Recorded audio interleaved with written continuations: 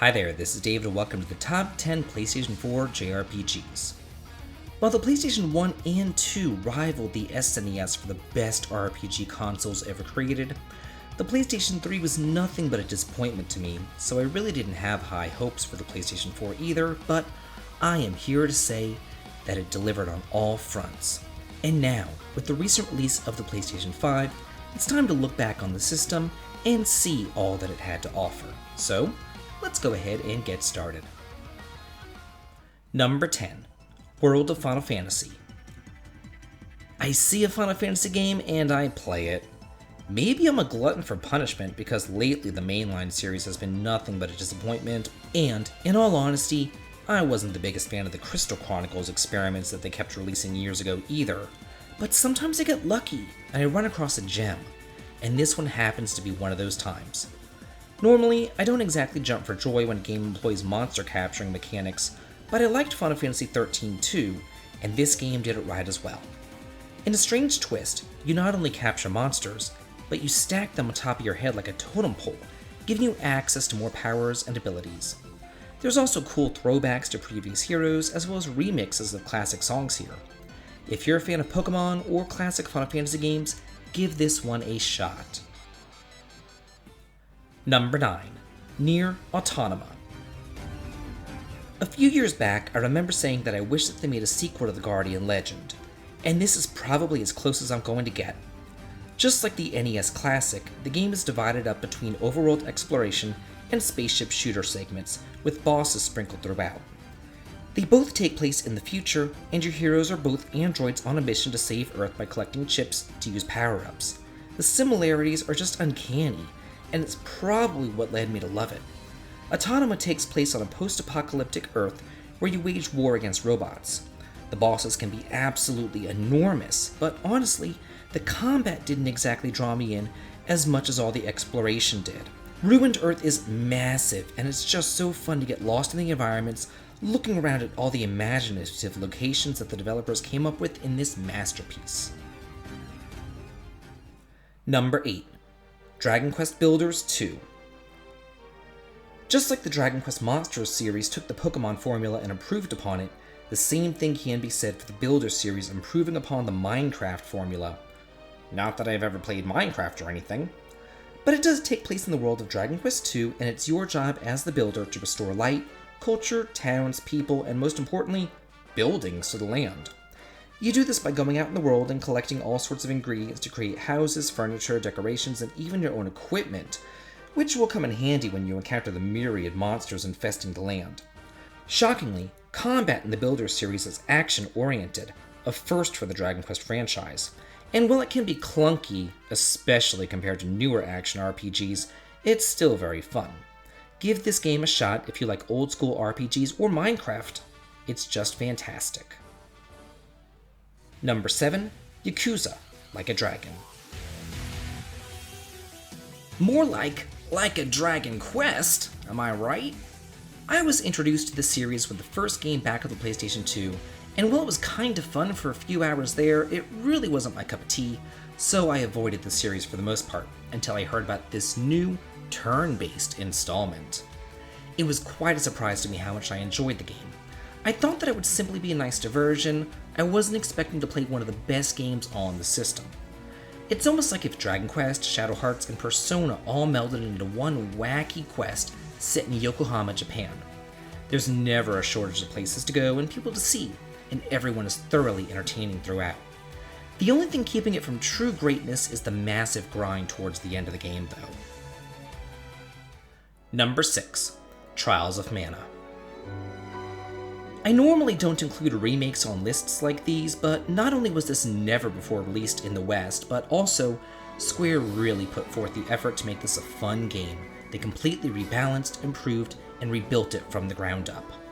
Nowadays, many new games feel like such serious business, with cinematic movies and so much styling that it almost feels like you're watching the game rather than playing it. So this was a refreshing throwback to a simpler time, just improved with quality of life enhancements.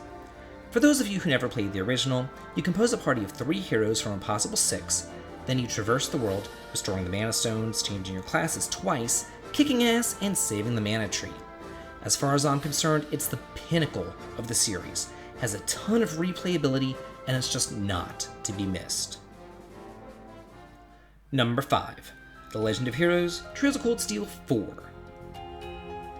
It takes a lot of patience to be a fan of this series. I started playing the Trails games over a decade ago, and we still haven't gotten a conclusion to the riveting story, but as they say, it's the climb, not the mountaintop that matters. And boy, what a climb this has turned out to be. Each game is better than the last, and as the conclusion of the Erebonian saga, the payout is enormous. Not only do you get to play as both the old and new Class 7, but in a fun twist, you get control of the Liberian, as well as the Crossbellian crew, as well as a few of your former adversaries.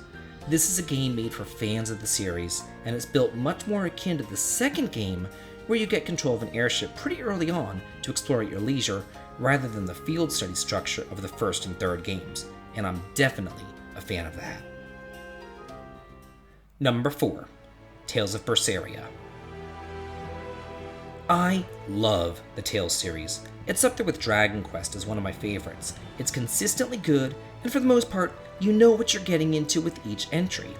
However, I must say that it was a nice twist to not only get to see the events that led up to Tales of Vesperia, but also getting to play as the supposed villain, even though those in the know are aware that Artorias is the real villain, and a damn good one at that. Combat is fluid, fun, and not overly complex like the aforementioned Vesperia, and the world is gorgeous. I also like the whole pirate theme. While many games give you a ship, for the most part it's just a mode of transportation. But here, with the world divided into so many islands, it is much more. Fast travel makes exploration a breeze, and the banter between your party is just hysterical. Number 3. Persona 5 Royal Edition. Confession time. I'm not the biggest fan of the Shin Megami Tensei series. My first introduction to the franchise was Revelations the Demon Slayer on the Game Boy Color, which I enjoyed. But then I played the Persona games on the PlayStation 1, and I felt that they were nothing but hot garbage. So I've been kind of touch and go with the series over the years. So while I was apprehensive when this was announced, I am happy to say that all my fears were for naught, because the game is fantastic. Yeah, it can take a while to get into, but it's worth it. If you've got a few months to lose yourself in a game world, you've found the right one. The press turn-based combat system first introduced in Persona 3 is as fun as ever, and if you're looking for a behemoth to just suck away upwards of 100 hours of your life, this is it. Number 2. The Final Fantasy VII Remake. I was wary when I heard about this remake. I played the original religiously in high school, and I didn't want its memory to be tarnished. Square doesn't exactly have the best track record whenever it comes to Final Fantasy these days, and when they said that they were going to make it action, I cringed. But I'm here to tell you that I had nothing to worry about. The combat is fluid, the dungeons are fun to explore, even with all those hidden loading time areas, and they kept the integrity of the characters, the city of Midgar, and the world which they originally developed. Nothing is bastardized here. It was only expanded upon and made better. And I personally cannot wait for the second part of this remake, especially if they put the same tender love and care into the design of the overworld map as they did with Midgar. And finally, number 1, Dragon Quest XI. I've said it before, and I'll say it again, Dragon Quest is my favorite series. And even though the first game was my very first RPG, I don't think that nostalgia has anything to do with it. The Dragon Quest games are the great granddaddy of the genre and the gold standard. The weapon skill tree system introduced in Dragon Quest VIII is greatly expanded upon, and kind of reminds me of the license board in Final Fantasy XII, and the world is gorgeous and a joy to explore.